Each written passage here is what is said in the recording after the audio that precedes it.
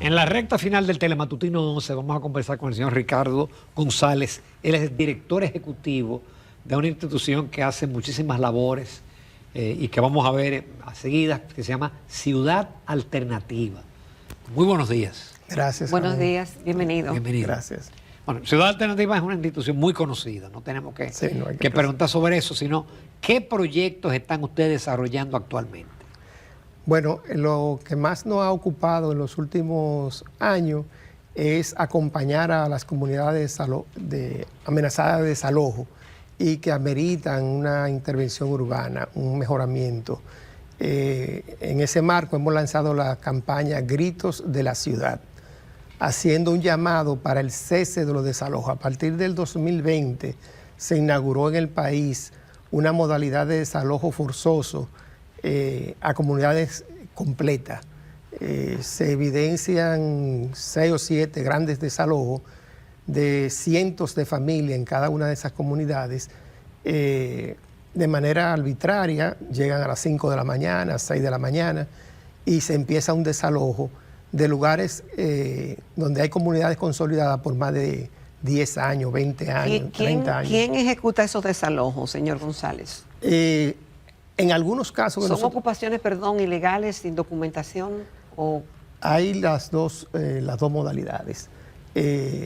Son ocupaciones que se han hecho de forma pacífica y en muchas de ellas ya en comunidades donde existen escuelas, dispensarios médicos, calle asfaltada, contenedores, acera, inversiones hechas por el Estado, tendido eléctrico, y después que esos terrenos son revalorizados por las familias que invierten ahí, el propio Estado, aparece un dueño o un supuesto dueño reclamando la titularidad de esos terrenos y utilizan la fuerza pública para hacer esos desalojos.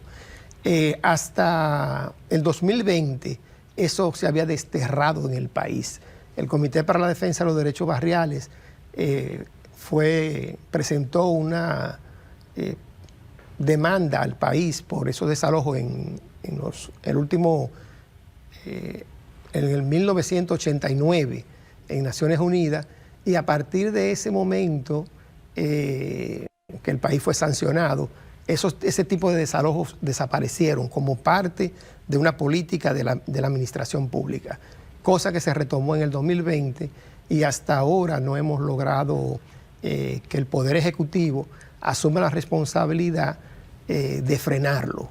Estos desalojos ya lo hemos conversado con el presidente en varias ocasiones, sin embargo se siguen dando, siguen ocurriendo. Pero si esos terrenos que fueron edificados y familias viven ahí por un tiempo, X cantidad de años, pero aparece el dueño de esos terrenos, ¿cuál es la posición de ustedes entonces? La posición que nosotros hemos planteado al Estado dominicano es el que cuando aparece un reclamante se pueda verificar la legalidad del reclamo. Si procede, entonces el Estado debería permutar esos terrenos con otros terrenos o pagarle al propietario los terrenos, porque la destrucción que se hace con un desalojo, además de aumentar el empobrecimiento de esas familias que ya de por sí son pobres, es como destruirle su vida para que inicien de nuevo.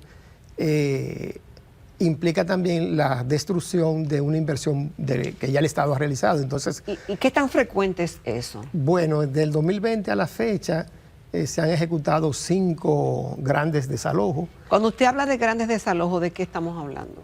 Hay comunidades hasta de 600 familias que han sido desalojadas. ¿De 600? Sí. ¿De un fuetazo? Sí. Entonces, eso se puede verificar, eso está en los medios de comunicación, nosotros lo tenemos documentado también, hemos hecho los levantamientos en San Isidro, en Santiago, en Alto del Yaque, en Santiago, casi 200 familias fueron desalojadas, aquí en San Isidro 600. Y esa lucha de Ciudad Alternativa, de ir ante las autoridades correspondientes, competentes, para que le den ese acompañamiento que usted dice, que o se permute el solar, la parcela, por otra, o que el gobierno asuma el costo de lo que cuesta para que esas familias continúen ahí. la respuesta. ¿Ustedes han logrado algo en ese sentido? Sí, pero hemos estado en diálogo con el senador Antonio Taveras, que fue designado por el presidente para que dialogara con nosotros. Y hay una propuesta, primero trabajamos una propuesta de decreto. Ahora estamos trabajando esa propuesta, en vez de un decreto, un proyecto de ley que regularice los desalojos. Es decir, que si se va a provocar un desalojo, existan unos procedimientos para eso, se establezcan unos criterios, de manera que no sea que repentinamente llegue la fuerza pública a desalojar una comunidad. Y esa forma de ustedes hacer esa defensa no incentiva a que personas, en vista de lo que usted está planteando, invadan terrenos que saben que no son de ellos, para que una vez se produzca, a que aparezca el dueño original, entonces el gobierno tenga que ir a pagar. Entonces, ¿no incentiva eso una ocupación ilegal? No necesariamente. Lo que sí debería incentivarse en el país es resolver el problema del déficit habitacional que existe. El 73% de las viviendas del país son autoconstruidas por las personas. Es decir, que hay una alta producción de viviendas que no tienen una regularización, no solamente en la propiedad de los terrenos, sino en la calidad de la construcción.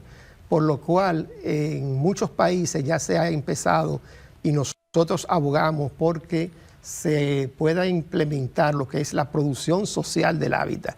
Si la gente ya está construyendo su hábitat y está invirtiendo en su vivienda, debería recibir asistencia del Estado para garantizar la legalidad, la titularidad de los terrenos donde ya construyen. Pero se la tienen que quitar a otro. No, cuando hablamos de déficit habitacional en el país, estamos hablando no es necesariamente diciendo que faltan determinada esa cantidad de viviendas, sino que hay viviendas con déficit cualitativo que deben de ser mejorados. Entonces, el mejoramiento de barrios pudiera ser una política pública que frene la expansión desordenada esa informalidad que tenemos hoy en la sociedad cuando se habla de la vivienda. Entonces, nosotros abogamos porque el programa de titulación que inició el gobierno y que lo vemos con buenos ojos y lo auspiciamos, estamos a favor de ello, continúe. Y continúe no solamente en los terrenos del Estado, que es donde se está dando en este momento, sino también que los sectores donde hay conflicto social, como está tipificado en la ONU, cuando un terreno, aunque sea de origen privado, ya está ocupado por una comunidad, eso implica para el Estado un conflicto social en el que el Estado tiene que intervenir, tiene que buscarle una solución, no perjudicando al propietario, pero tampoco destruyendo la vida de miles de familias que ocupan estos lugares. Entonces, para eso nosotros estamos haciendo esa propuesta, es un anteproyecto de ley que le vamos a presentar al presidente para que se regularicen los desalojos y ver si podemos frenar de una vez por todas este tipo de desalojos masivos que se están dando en los últimos años. Entonces, la campaña Grito de la Ciudad, eso es lo que procura, llamar la atención a la ciudadanía de que podamos frenar estos desalojos, porque también estamos hablando de que son las personas más pobres entre los pobres los que se van a vivir en lugares irregulares, en lugares, terrenos de cañada, a la orilla del río. Es decir, nadie va por gusto a vivir en esas condiciones. Entonces, necesitamos políticas públicas del sector, de la sectorial vivienda y de la voluntad política del Poder Ejecutivo para enfrentar junto a la ciudadanía este déficit habitacional, que es el que provoca entonces esta realidad de ocupaciones de terrenos. La ausencia de políticas públicas para tener suelos servidos, como se hace en otros lugares, que se le ofrece a la ciudadanía suelos con titularidad, agua potable, tendido eléctrico, calles, y entonces la familia asume la construcción de su vivienda, no es una política que existe en el Estado Dominicano. Entonces nosotros, que hemos participado en la elaboración del plan decenal de vivienda, que aún no ha sido promulgado, tenemos un conjunto de propuestas planteadas en ese plan decenal para que puedan empezarse a solucionar la problemática de la vivienda en el país. Bien, Qué pena también no contar con más tiempo, pero ya con el grito de la ciudad ya tenemos una idea de la campaña que ustedes están desarrollando. Con esto culminamos este miércoles 29, último miércoles de este mes de enero, que se nos fue rapidísimo.